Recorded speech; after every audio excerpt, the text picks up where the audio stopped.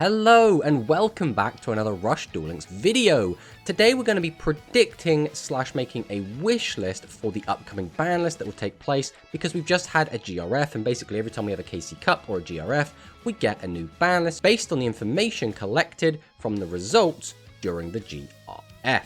So first things first, I am a little bit sick at the moment, but I really want to get this video out before we get the ban list drop, so we just wanted to kind of plow through and get this going. So first things first, huge shout out to the guys over at Duel Links Meta, specifically Brad, Jade Hex, Random Blocks, and Playmaker for compiling a bunch of these deck lists. This is a really good way for us to find out which decks were performing very well during the GRF, as well as the specific builds that they were using. So for example, we can see that the first place list was playing Psychic and also did play some Dark Galaxy, and we can see that they were actually playing 2 copies of Can Melody, which is something that wasn't really seeing a lot of play prior to the GRF. We had seen people experimenting with a single copy of Can Melody, but the double melody is something that basically evolved during the GRF itself. And another fantastic resource is the Duel Links KC/GR Top 100 spreadsheet created by user Cat over on Twitter. So this is a fantastic resource again, which basically has a bunch of links to the specific Twitter posts where people posted the decks that they were using, along with their proof of where they placed during the GRF, and then we've basically compiled into a table. Now this information isn't going to be 100% accurate, it's basically just he said, she said, or linking to specific Twitter posts, but this is, for the most part, within a margin of error, relatively accurate. And we can immediately see here that Psychic 64 of the topping lists. Now, take note that, again, these are referencing more than one deck, because some players will have played more than one deck over the course of it. So just because this is 64, this doesn't mean this is 64 out of 100. This means this is potentially more like 64 out of 110, maybe 120. So, with that in mind, though, Psychic is by far the best performing deck. And if we take a look at the top decks, we can see that Psychic was used by every single player up to 25. So the top 24 were all playing Psychic Fusion. Now, these weren't the only decks that some of these players were using, but it was their primary deck. And even Paris here, who is listed as playing Void Velga's primary deck, was primarily actually playing the Psychic Fusion list. So this just goes to show that Psychic, definitely the best performing deck at the moment, maybe not from a tournament standpoint, but definitely during the GRF. And finally, I want to take a quick look at the tournament results, because although I do think the GRF is going to be more important and more impactful and more reliable for really revealing what the strongest decks are, I do think it is important we still take a look at tournament results, because these are still a competitive outlet for playing Rush. So as we can see, the top performing decks are Dark Galaxy, Metarion, Psychic Fusion, which is very similar to what we've seen during the GRF itself, so nothing too surprising here outside of the fact that Psychic has actually been the 3rd top performing deck in tournaments, whereas in the GRF it was by far the strongest. In terms of actual tournament wins, Metarion actually has the most with 5, and in terms of overall top cut representation and placements, Dark Galaxy does actually barely pull it out with 39 points in top 4 finishes. So this is quite interesting, and it just goes to show that if we were to, for example, just hit Psychic Fusion, Dark Galaxy and Metarion would probably rise to fill the gap. So let's start out by predicting what we think is going to get hit. So Konami typically don't like to do very heavy-handed lists. Typically they like to do as few changes as possible. They don't like unlimiting cards that often, so I think they're going to have a very light ban list. They will still be hitting, I think, some of the problem decks, but I don't think they're going to be hitting a ridiculous amount of cards or unlimiting a bunch of stuff. So my first prediction is Ancient Gear Golem to 3. So why do we think Ancient Gear Golem to 3? Well, Ancient Gear Golem on its own is one of the strongest individual cards in the game. There is also a large portion of the player base, especially people that don't play in tournaments, that only play ladder, that do consider Cyber Dragon to be one of the most powerful and frustrating decks to play against. I have to admit, when you do queue into ladder and you do play against the same decks again and again and again, it does get a little bit boring, and the Cyber Dragon deck is still okay. It's not a weak deck, but it's not really competing for the top spot. I think Ancient Gear Golem to 3 would be a good enough hit to basically say, okay, Cyber Dragon, you can maybe not play this one specific card, and then we might see Ancient Gear Golem being played in maybe some machine piles and maybe some aggro piles, rather than the actual Cyber Dragon deck itself. Again, having a monster that has 3000 attack and defense, that has the piercing and stops your opponent's battle traps, is very, very powerful, and like we say, individually, probably the strongest card in the game. Next up, we have Star Transfer. So this would be a hit to Dark Galaxy, and again, 2/3. I think 3 copies of Star Transfer would basically be fine. Most people are playing 3 copies of this card, so basically that would just stop you from playing any other limit 3s. The big change here would be that you would no longer be able to play something like Ghost Cyclone in your Dark Galaxy list. I think realistically, this wouldn't really change much, but it is a nice little slap on the wrist for one of the best performing decks right now. I think a lot of people would be quite happy with this hit. I don't think many people would like heavily object to it because it doesn't change the way the deck plays. It's not a really big nerf, and it does sort of future-proof in allowing us to put anything else on limit 3 in the future to basically say that Dark Galaxy isn't allowed to play it. So the elephant in the room is Psychic Fusion. This deck is by far the best performing deck during the GRF, and this deck is going to need some sort of hit going forward. So I would expect one of their cards that is currently not limited to go onto limit 3. And this, to me, would make the most sense, and that is Psychic Upper. So Psychic Upper is half of the fusion material to make the Candy Live, which is the main boss monster for the deck. We're able to use Psychic Upper as well to gain life points. We can then put it back into our hand using Melody, summon it again, and get that effect off multiple times during a turn. So the reason I think it would make sense to hit this card is because this wouldn't affect the old Psychic deck, basically the pre-fusion Psychic deck, because you wouldn't be playing Psychic Upper in that deck anyway. So this would hit specifically the fusion deck and nothing else. To me, this would make the most sense, but I do understand it would be a bit of a weird hit, considering this monster on its own is actually quite inoffensive. Now, another possible target could be the Rhythmical Performer. Now, this hit would be a little bit more heavy-handed because Rhythmical Performer does see play in some other decks. Now, typically those decks are going to be like aggro piles and stuff like that, but this does see some play in other decks. It is technically generic, so you can play it in pretty much anything that the skill doesn't lock you out of using. But this card can be pretty good because getting a free +1 can be really, really powerful, especially since we're in a meta where there are a lot of decks right now running around that do play a lot of spell traps. So for example, Metarion does play a lot of spell traps, and the Psychic Fusion deck itself does play a lot of spell traps, so the chances that we're going to get that free +1 are quite good, as well as the fact that we can combine this with Psychic Divergence to force a back row from our opponent on top of their deck and guarantee we get the extra plus, which is a nice little combo. So Rhythmical Performer is definitely a contender for that limit 3.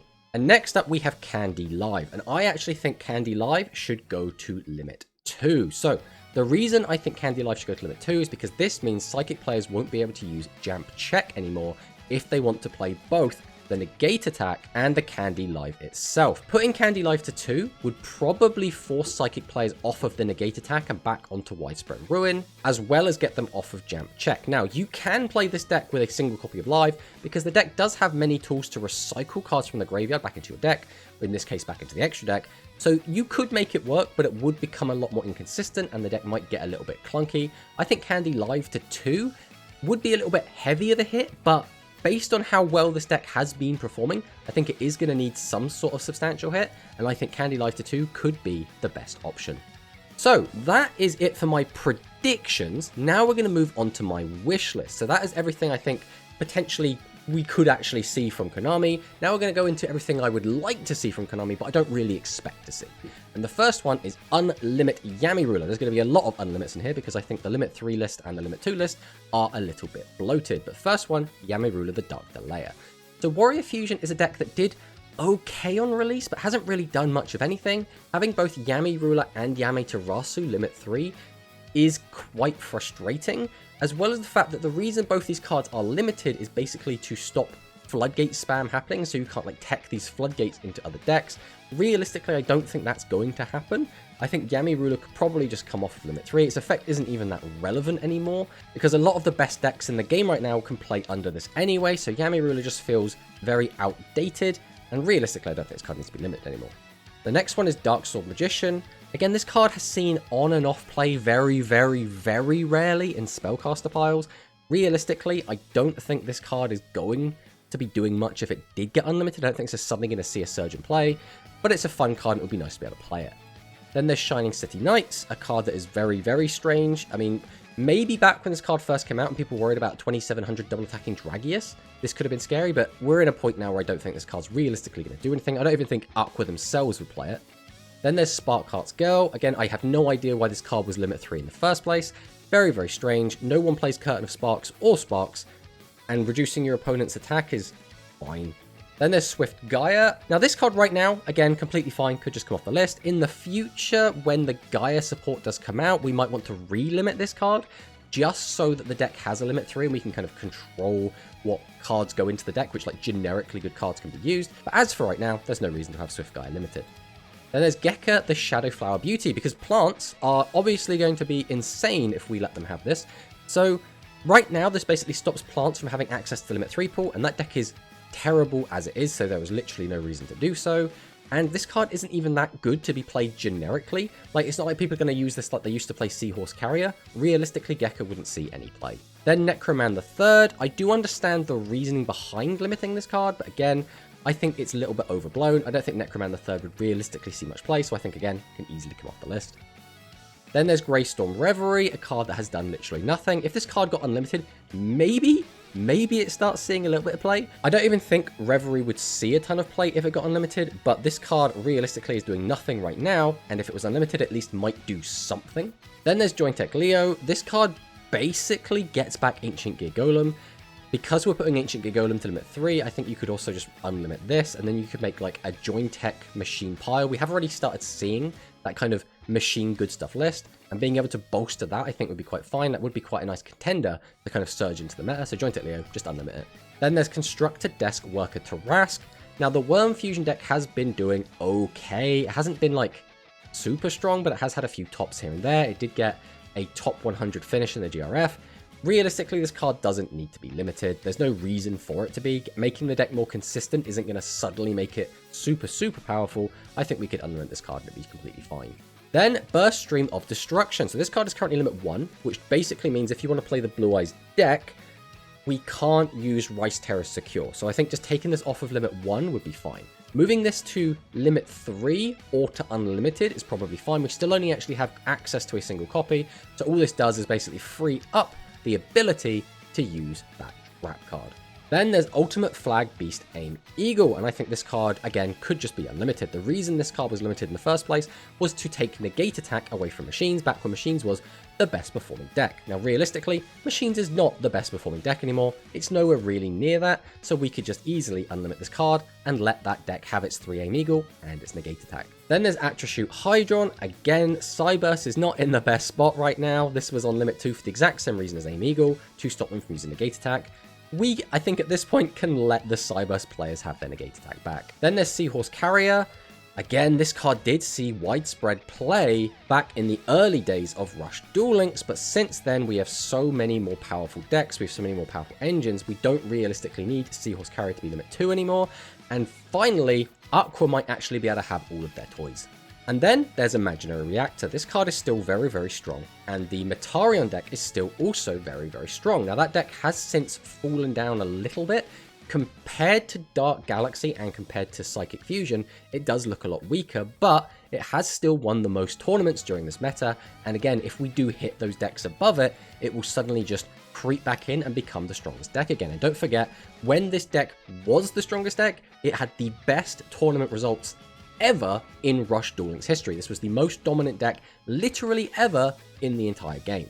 So we really don't want that to just fill the vacuum and just become the best deck for yet another format.